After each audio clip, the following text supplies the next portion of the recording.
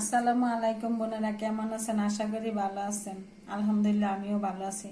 আজকে ছোলা বুট ভাজি করব। আর ছোলা বুট ভাজি করার জন্য পরিষ্কার করে ধুয়ে নিছি। এগুলা 2-4 ঘন্টা ভিজায় রাখলে অনেক সফট হয়, নরম হয়। আর ভাজিটা তখন সিদ্ধ করলে একটু হালকা লবণ দিলে সিদ্ধ হয়ে যায় ভালো করে, আর নরম হয়, সফট হয়। আর আপনারা যদি ইচ্ছা করেন না ভিজাইও ধুয়ে সিদ্ধ করতে পারবেন, কিন্তু সময় অনেক বেশি লাগে, খেতে বেশি একটা স্বাদ লাগে না, আর ফুলে না। আর আমার এটা ফুলবে, নরম হবে। ছোলা বুটগুলো সিদ্ধ করে নিচ্ছে, আগে থেকে ভিজিয়ে রাখা ছোলা বুটগুলো সিদ্ধ করে নিচ্ছে। এই যে ভালো করে সিদ্ধ হয়ে যাচ্ছে, দেখি সিদ্ধ হয়েছে কিনা। এই যে আগে থেকে ভিজিয়ে রাখছি, তো একটা সুন্দর মতো সিদ্ধ হয়ে যাইতেছে। ছোলার জন্য পেঁয়াজগুলা কুচি করে নিচ্ছি। আর রমজান মাস আসলে ছোটবেলার কথা বেশি মনে হয়। আমরা যখন রোজা থাকতাম, আমার বড় ভাই বলতো কি, মাটির কলসির মধ্যে শ্বাসটা রাখো, শ্বাসটা রাখো, শ্বাসটা রাখলে তাহলে রোজাটা থাকে যাবো, তোমরা ভাত খেয়ে নাও, পানি খেয়ে নাও, এগুলা বলতো। তখন অনেক পিচ্ছি, 6-7 বছর বয়সের সময়। তারপরও থাকতাম, আবার অনেকদিন বা এরকম করে খাওয়ালে তো খাইয়া লাইতাম টিউবওয়েল থেকে। একেবারে গরম পানি আনতে যেতাম, ঠান্ডা লাগতো, তো ভাবতাম রোজাই আছি, পানি খেয়ে লইতাম, কল চেপা পানি খাইতাম, সারাদিন এমনি উপাস থাকতাম। পরে আম্মা তো বুঝতো, বালটেল দিয়ে পরে খাওয়াই লইত।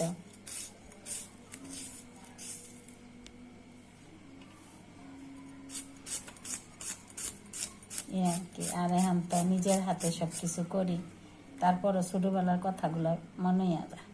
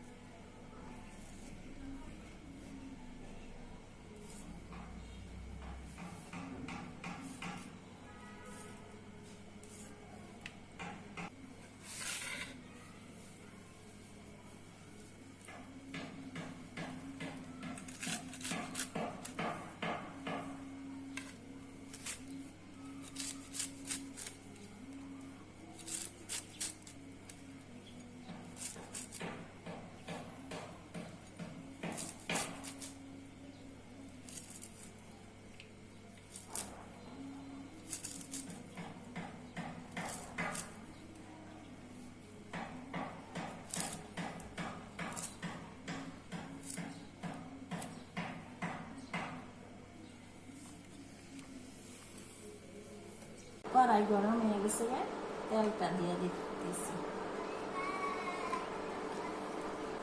দিয়ে দিচ্ছি তেজপাতা, দারচিনি,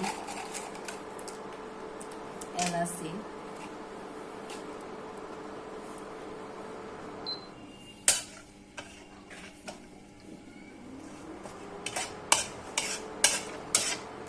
তেলের মধ্যে আগে এটা দিলে ভাজা হলে এটার ফ্লেভারটা ভালো লাগে। দারচিনি, এলাচি, তেজপাতার ফ্লেভারটা অনেক সুন্দর আসে, খাইতেও স্বাদ লাগে।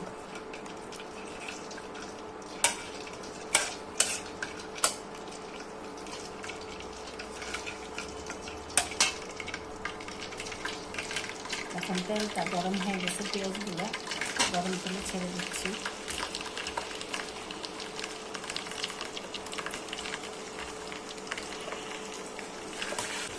পেঁয়াজটা ভালো করে ভাজা নিই, পেঁয়াজটা ভাজা হয়ে যায়। এখন পেঁয়াজটা হালকা ভাজা হয়ে গেছে, একে একে মশলাগুলো দিয়ে দিচ্ছি আদা বাটা, দিয়ে দিচ্ছি রসুন বাটা, দিয়ে দিচ্ছি পরিমাণ মতো জিরার গুঁড়া, দিয়ে দিচ্ছি হলুদের গুঁড়া পরিমাণ মতো, দিয়ে দিচ্ছি লাল মরিচের গুঁড়া, দিয়ে দিচ্ছি স্বাদ মতো লবণ। মশলাটা যাতে পুড়ে না যায় হালকা একটু দুধ দিয়ে দিই, মশলাটা কষানো হয়ে যাবে।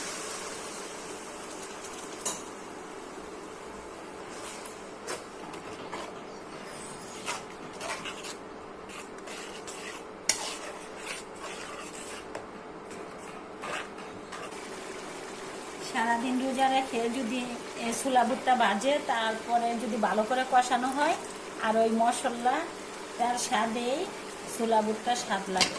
ভালো করে কষাতে হয়, কষানো না হলে স্বাদ লাগে না। এখানে কাঁচামরিচ আর টমেটোটা দিয়ে দিচ্ছি, এগুলো দিয়ে একটু কষানো হয়ে গেলে বুটগুলো ছেড়ে দেবে। দেখেন কি সুন্দর একটা কালার আসছে, কাঁচামরিচ মশলা আর টমেটো দিয়ে সেই রকম একটা স্বাদ আসছে। কালারটা অনেক সুন্দর হচ্ছে। এখন সবগুলা কষানো হয়ে গেছে, দিয়ে দিচ্ছি ছোলা বুটগুলো আগে থেকে সিদ্ধ করে রাখা।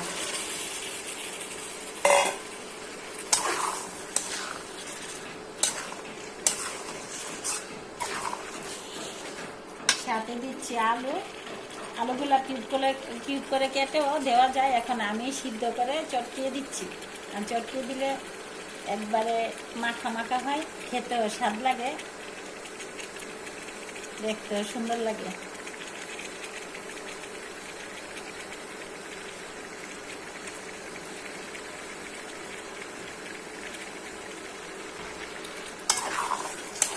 দেখুন কি সুন্দর মাখা মাখা হয়েছে। আর রমজানে ছোলা বুটটা মুড়ির সাথে খাইতে অন্যরকম একটা স্বাদ। ছোলা বুট এমনিতে সবসময় ভালো লাগে, কিন্তু রমজানে এটা মুড়ির সাথে না দিলে মনে হয় যেন ইফতার দিয়ে অসম্পূর্ণ থেকে যায়। আর ছোলা বুটটা দিয়ে না খাইলে শসা টমেটো দিয়ে অন্যরকম একটা টেস্ট। মুড়ি মাখানোর জন্য কাঁচা লেবু কুচি করে দিলে মাখার মধ্যে অন্যরকম একটা টেস্ট ফ্লেভার আসে ভালো।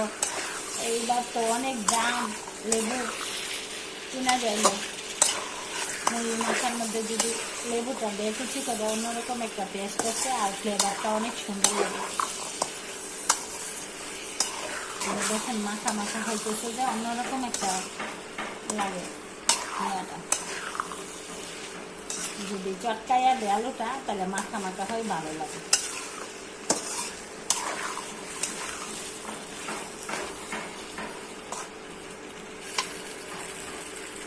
এখন বুটটা প্রায় হয়ে এসেছে, এখন ধনিয়া পাতাগুলো ছিটিয়ে দিতেছি।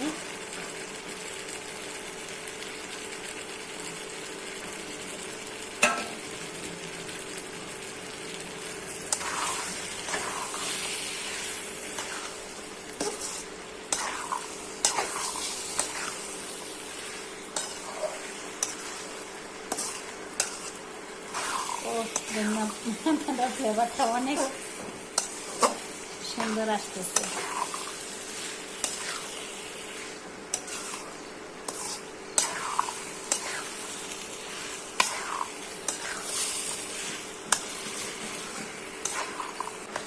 বোনেরা হয়ে গেল আমার বুট ভাজিটা সুন্দর করে। এখানে স্পেশাল একটা জিনিস দিতেছি, লেবু পাতা। এটা আমার ভালো লাগে, আপনাদের ভালো লাগে কিনা আপনারাও এরকমভাবে বাইজা খায় দেখবেন। অনেক সুন্দর একটা লেবু পাতাটার সাথে দিলে ফ্লেভার আসে, ভালো লাগে, খাইতেও ভালো লাগে, আর গ্রানটা অনেক সুন্দর লাগে। তো বোনেরা ভালো থাকবেন, সুস্থ থাকবেন, আমার ভিডিওগুলো বেশি বেশি দেখবেন, লাইক করবেন, কমেন্ট করবেন, শেয়ার করে যাবেন। আল্লাহ হাফেজ।